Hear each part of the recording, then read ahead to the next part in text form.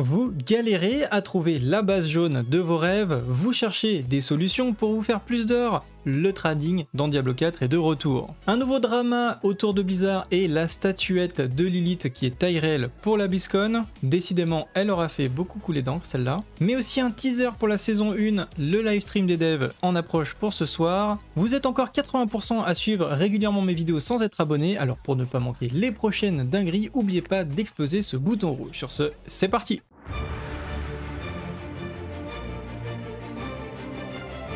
Bon, il y a beaucoup d'informations dans cette vidéo news, alors on va essayer d'enchaîner. Alors pour commencer, le trading dans Diablo 4 n'est pas mort, bien au contraire.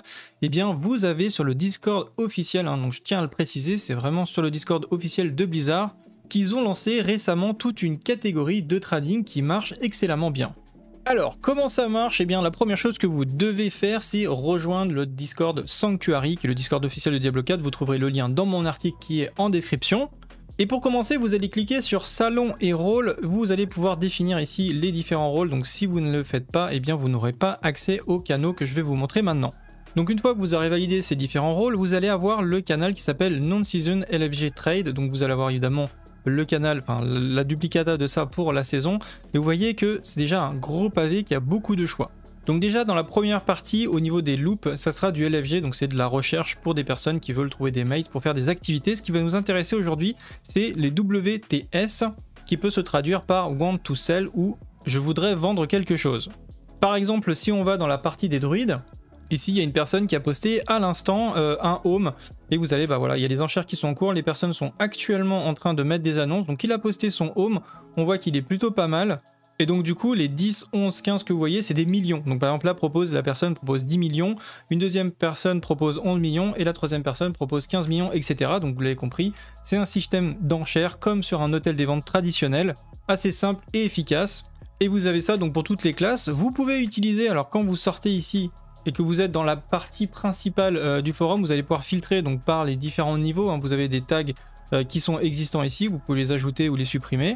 Vous pouvez aussi écrire par exemple je cherche un e-level en particulier, donc on va utiliser des mots-clés. Donc après c'est à vous de découvrir tous les mots-clés qui peuvent revenir dans les différents titres. Vous allez pouvoir trouver pas mal de choses qui sont redondantes. Mais en général par exemple 820 ça va être le e-level minimum. Donc là par exemple je vais chercher un staff 820 et on voit bien que c'est bien un 820 item power. Et vous pouvez tout à fait proposer une offre et voir si du coup la personne va vous répondre. Donc il y en a évidemment pour toutes les classes, je vous laisserai faire le tour. Vous avez également la vente d'élixir, vous avez la vente de gemmes, vous avez la vente de plein de choses, et aussi des services de boosting, puisque Blizzard a décidé d'intégrer directement sur son Discord et d'autoriser les services de boosting. Donc c'est contre de l'or, c'est-à-dire boosting de XP, des boostings de haut fait, des personnes peuvent vous tuer Lilith pour 4-5 millions ou vous clean des tiers 100 pour quelques millions, mais également vous booster vos niveaux, etc. etc. Je pense que c'est le service où vous avez le plus de risque de vous faire scammer, c'est-à-dire de vous faire arnaquer tout simplement. Donc je vous préviens d'avance, autant pour les échanges d'objets, même si voilà, faut toujours bien vérifier dans la fenêtre d'échange qu'il n'ait pas justement, qu'il n'ait pas annulé l'échange, qu'il rechange et qu'il vous mette un autre objet, et si vous ne faites pas attention, ils peuvent toujours vous essayer de vous arnaquer comme ça. Mais là, comme sur Diablo 4, vous avez une double vérification vraiment au niveau de la fenêtre d'échange, donc normalement, vous ne ferez pas arnaquer. Mais par contre, sur les services, c'est un peu plus compliqué. Si par exemple, vous proposez vous-même un service et que la personne, vous la faites payer à la fin, peut-être qu'elle ne va pas vous payer. Et dans l'autre sens, si vous achetez un service et que la personne vous demande de payer à l'avance et finalement elle ne va pas vous faire le boost, donc il y aura toujours un risque. Donc comment on peut faire pour vérifier qu'il n'y ait pas de problème à ce niveau-là? Donc quand vous allez dans un canal, par exemple ici on voit qu'il y a des runs qui sont en vente, eh bien l'idéal c'est d'aller faire une recherche, donc vous allez récupérer son pseudo et faire une recherche à ce niveau-là. Et je vous conseille d'ailleurs de prendre l'identifiant de l'utilisateur pour faire votre recherche, c'est-à-dire vous faites copier l'identifiant de l'utilisateur et vous le mettez directement en haut de la recherche, et comme ça je vais pouvoir voir, il y a déjà eu des messages en fait sur cette personne et on voit qu'il a déjà fait du boosting et qu'il y a une personne qui dit still going, ça veut dire est-ce que vous êtes toujours en train d'en faire, ce qui sous-entend déjà que la personne a déjà fait du boost avec lui et donc du coup qui fait vraiment du boosting. Donc voilà, ça peut être une astuce, c'est pas infaillible, ça veut pas dire que vous n'allez pas vous faire scammer, mais voilà, faire une recherche validée d'utilisateur pour voir s'il a déjà proposé des choses et si les gens n'ont pas fait des retours négatifs sur cette personne, ça peut être intéressant. Donc encore une fois, je trouve que c'est une excellente méthode, notamment pour trouver des bases jaunes qui sont franchement pas évidentes à trouver quand vous êtes en solo, mais il faut savoir qu'il y a beaucoup de gens qui jettent des objets, même des autres classes, hein, qui ont parfois des objets communs qui peuvent vraiment vous intéresser, qui vont avoir une ou deux stats qui sont peut-être moins bien, mais pour 1 ou 2 millions, bah, vous pouvez trouver un objet qui vous aura coûté mais vraiment beaucoup plus cher à reroll au niveau de l'occultisme, parce que ça, les prix montent très vite, hein. Je connais des gens qui rollent pour des 17, 100 millions, 200 millions, alors qu'en fait, eh bien, au lieu de s'acharner à roll un objet, ils auraient pu trouver mais 10 fois mieux dans le chan de recherche pour beaucoup moins cher. Pour 80 ou 90 millions, ils auraient trouvé leur bis amulette ou leur bis anneau. Voilà, alors que bah, du coup, il y en a, ils ont dépensé déjà, même aujourd'hui, beaucoup plus juste à reforge les objets parce qu'ils n'étaient pas au courant. Et moi, je l'ai appris que hier, donc il y a plein de gens, je pense, qui ne sont pas au courant qu'il est possible d'échanger. J'ai très envie également, vous me direz en commentaire si vous voulez que je le mette en place, parce qu'on est quasiment 7000 sur le Discord Camilabs. J'avais créé un petit canal vente-échange où les gens commençaient à mettre un petit peu des messages, mais on peut faire le même schéma avec un système de forum, donc voilà, c'est vrai que ça pourrait être intéressant, et je pense que ça peut dynamiser un petit peu le Discord, donc dites-moi en commentaire si vous voulez que je le mette en place. Bon voilà, il y aura quelques jours de travail pour faire ça sur le Discord, mais honnêtement, je pense que ça peut intéresser pas mal de monde. Et puis comme ça nous permettra d'avoir quelque chose de français qui fonctionne. J'ai rajouté pas mal de précisions sur l'article camilabs.fr, je vous laisse en prendre connaissance, vous le trouverez évidemment également en description. Ensuite, le drama sur le hardcore autour de Blizzard. Blizzard doit donner des réponses. Ils ont respecté les règles, ils n'ont pas été validés. C'est le drama de la semaine. Et bien tout simplement, vous le savez, Blizzard avait déjà proposé un challenge qui était que les 1000 premières personnes qui monteraient niveau 100 en hardcore auraient l'opportunité d'avoir leur pseudo qui sera gravé sur cette statuette de Lilith et qui sera exposée à la BlizzCon. Et ce matin, eh bien, Zach, donc Asmongold pour ceux qui connaissent, a exposé en fait un fil Twitter où tout simplement énormément de monde, hein, je vous mettrai, il y a la source dans l'article si vous voulez la voir, énormément de personnes avec des streams à l'appui, hein, je vous parle pas juste de mecs, oui, dude, trust me, je l'ai fait, t'inquiète.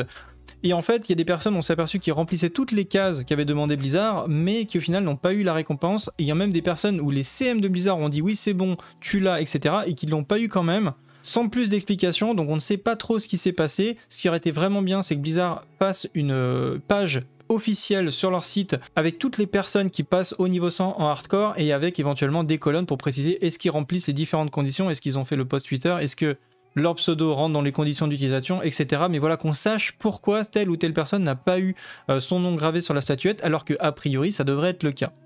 Donc c'est une affaire à suivre, mais c'est vrai que cette semaine, beaucoup de gens en ont parlé, et franchement, je les comprends, parce que imaginez, vous posez des congés, vous vous démenez pour monter level 100, vous faites tout ce qu'il faut bien, et si vous n'avez pas votre récompense, franchement, c'est dégueulasse. Changeons un petit peu d'ambiance, on a eu un tweet très cool avec un petit teaser qu'on voit ici avec la carte de Diablo 4 qui se fait recouvrir par une sorte de corruption comme ça sombre pour un petit peu nous teaser ce qui va se passer sur la saison 1. Donc j'étais vraiment assez hypé par cette annonce, assez curieux de savoir qu'est-ce que Blizzard va nous proposer pour cette saison 1.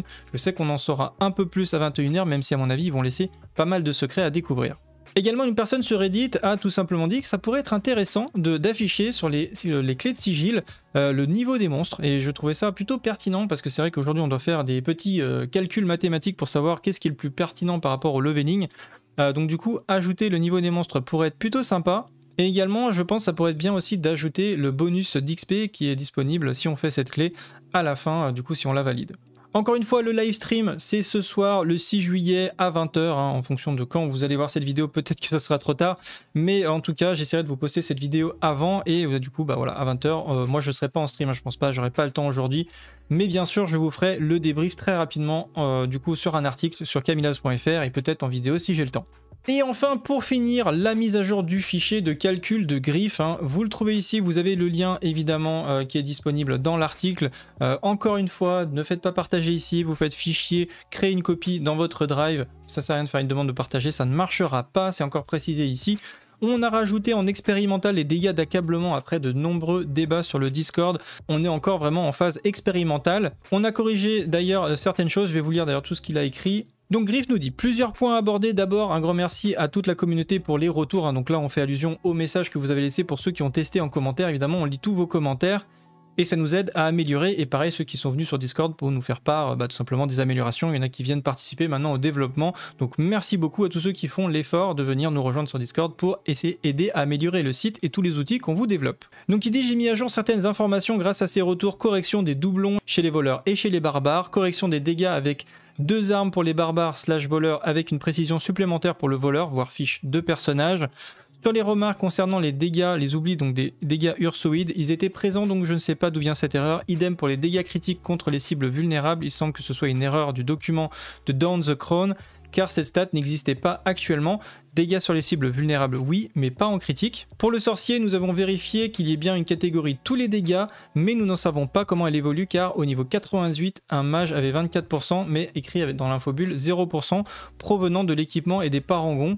Concernant les dégâts non physiques octroyés par les points de parangon du premier tableau par exemple, ils vont dans dégâts avec, comme par exemple dégâts de foudre, dégâts enflammés, etc. En ce qui concerne l'accablement, il s'agit donc de suppositions et la formule est purement hypothétique. J'ai donc pris la dernière version de la formule sur laquelle nous nous sommes arrêtés et je l'ai ajoutée dans le tableur avec comme précision dans les encadrés rouges expérimentales. Concernant les points de vie de la fortification, il faut bien prendre en compte que pour les calculs en jeu, calcul théorique prend des valeurs au moment où la compétence est utilisée, donc cela ne prend pas en compte les points de vie maximum ni la fortification maximum à ajuster du coup au moment de la compétence le tableau. Le coefficient du sort est la valeur qui s'affiche en pourcentage à côté du sort, voire image ici c'est 153% pour la lance d'os. Pour rappel, on peut afficher ces valeurs dans les options jeu, information, avancée des infobules. Dans le calcul, le 3% de chance d'accabler n'est pas pris en compte dans la mesure où nous ne sommes pas sûrs du résultat.